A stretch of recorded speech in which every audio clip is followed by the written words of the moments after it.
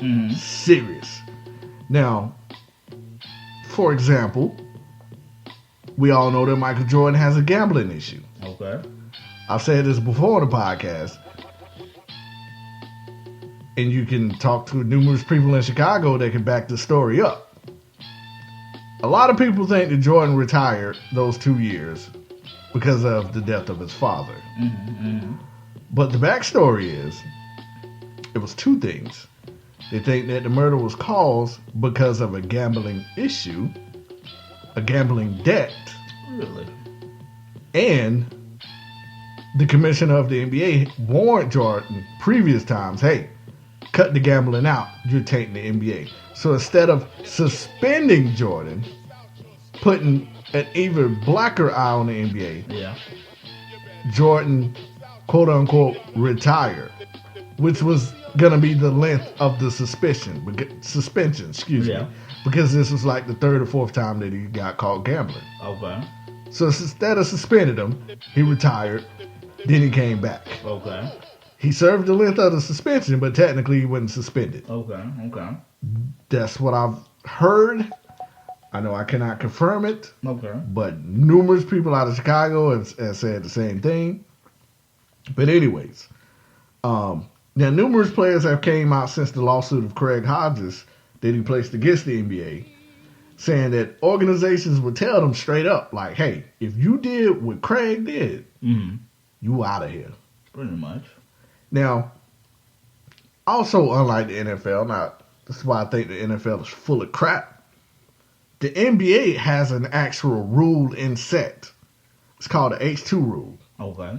Now, that rule, and let me get the notes out, it indicates that players, coaches, and trainers are to stand and line up in a dignified posture along the sidelines or in the foul line during the playing of the national anthem. But the NFL don't have that type of rule. Nah, do what you want. So if Cap takes a knee and you don't have any type of rule in place, why is he suffering the repercussions? It's an unwritten rule. The unwritten rule. There you go. Talk about it. That's what they say in baseball all the time. So I hate baseball. It's too many unwritten rules. Unwritten rule in baseball: you don't throw at someone's head faster than 97 miles an hour. Now, unwritten rule. You got owners, that are screaming that he jeopardized the integrity of the game. I don't see how. But whoa, a little bit of thunder coming through. But you got these same freaking owners that'll go out and sign a player with a domestic violence charge. Yeah, and that's another reason. Again, I'm kind of torn because we have players in the league that's done 1,000,000 times worse than what Cap has done, and get second and third and fourth chances. It's kind of like I'm confused. Greg Hardy. Exactly. I mean, I'm confused to why they're taking this stance against him. But then again, it all points back to talent, to me, I think. And it's just a big... It's a lot of factors, I think, that is determining why doesn't have a job and probably why he won't ever have a job again in the NFL. Yeah, I don't think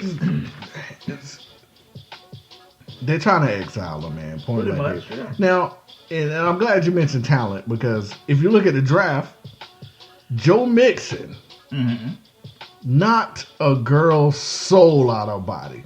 He did. And was drafted in the second round. That's true. Second round. We mentioned Greg Hardy. Okay. Now, I know Ray Rice didn't get his opportunity again. I think because that situation was more publicized. Yeah. Well, I think he was over 30 as well. Yep, age and running back. So they have an excuse of not deciding. Yeah. I mean, he probably had a good year or two left in him, but they was like it wasn't worth it.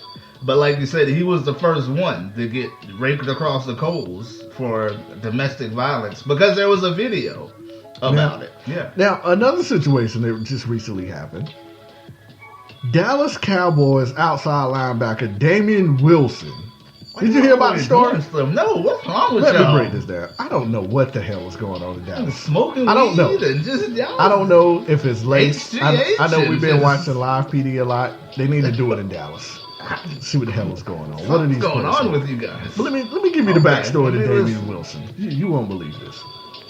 This idiot tried to run over a female with his vehicle.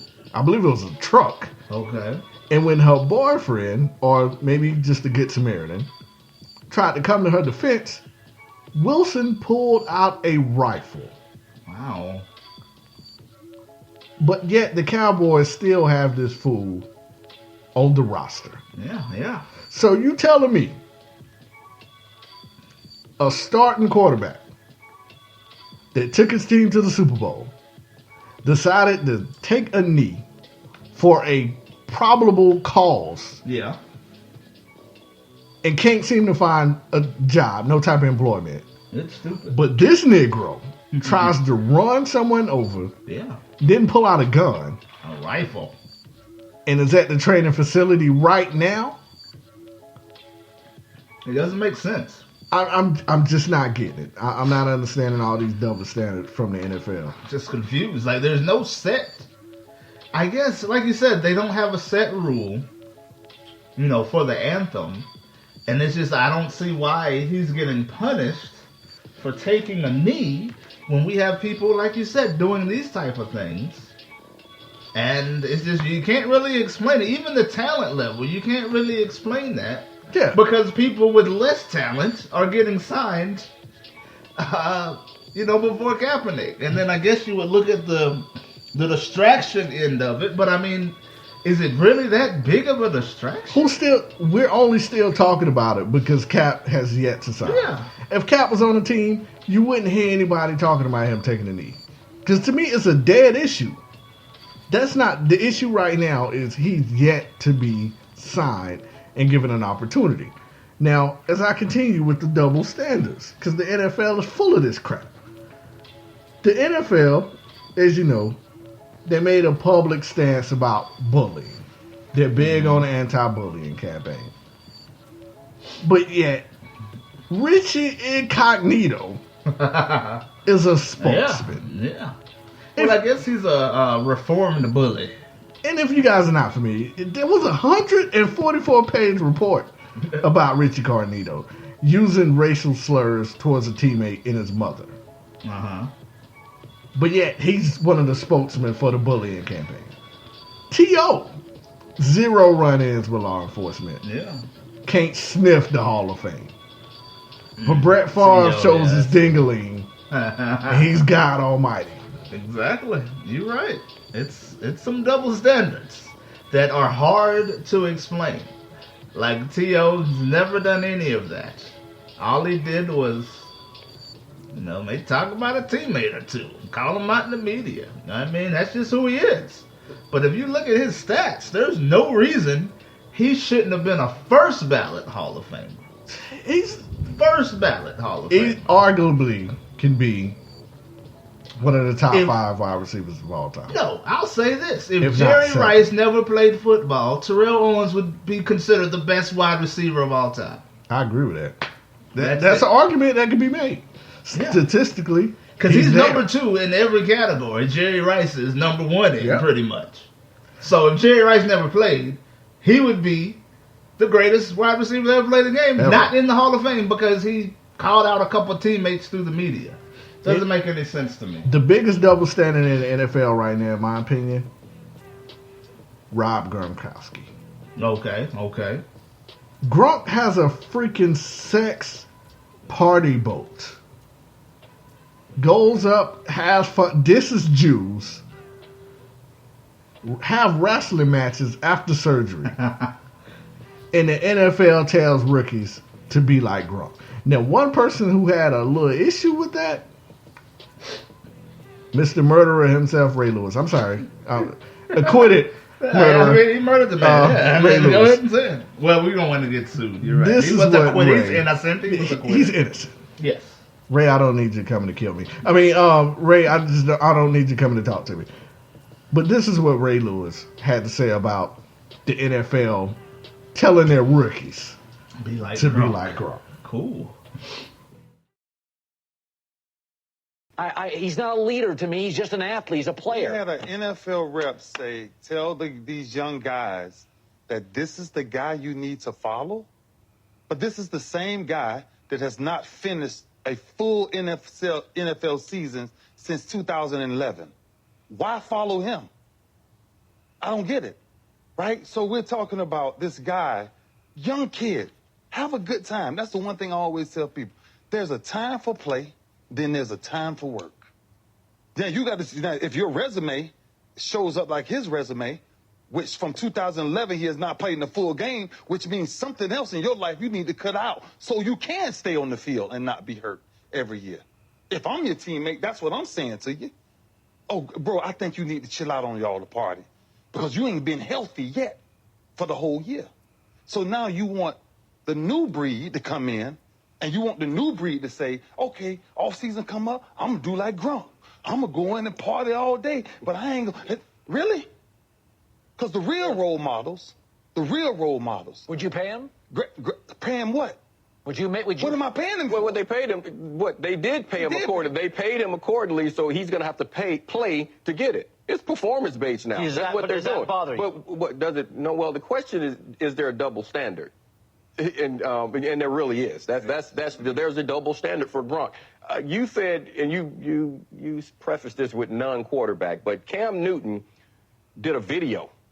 And you were saying, you know what? It's childish. He needs to grow up. He needs to do all these things. I mean, it was a video that he made. I didn't go crazy. Well, you didn't go crazy. A lot of people did. You didn't go crazy. No, you didn't go crazy, but you were like, it's childish. He needs to grow up. He I needs like to my focus quarterbacks to be quarterbackial. Well, but but Gronk gets a pass because, well, he's not a leader.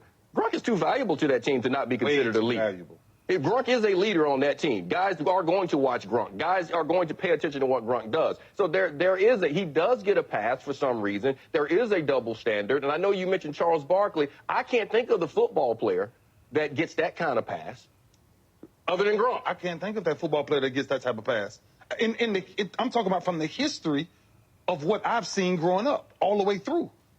You got to think about what we're telling our kids. And we're highlighting this. Well, Jose Canseco was kind of a goofball. We went to baseball. Yeah, we went to baseball. I'm trying to think here. Football. I mean, like even T.O., T.O. used to get in so much trouble for doing the things he did. Yeah, but he wasn't drinking. He wasn't drinking. Well, that's what I'm. Is Gronk a bad teammate? But I don't find the teammates that keep saying he was a bad teammate. They basically recapped everything we just said so far. I like my quarterbacks to be Caucasian. That's what he pretty much said, Oh, right? Josh, you done opened up a can. I'm just saying. He likes his quarterback to be quarterback heel. Caucasian I mean, that's pretty much what he said. I don't like my quarterbacks dancing and dabbing, is what he's saying. And then the T.O. thing.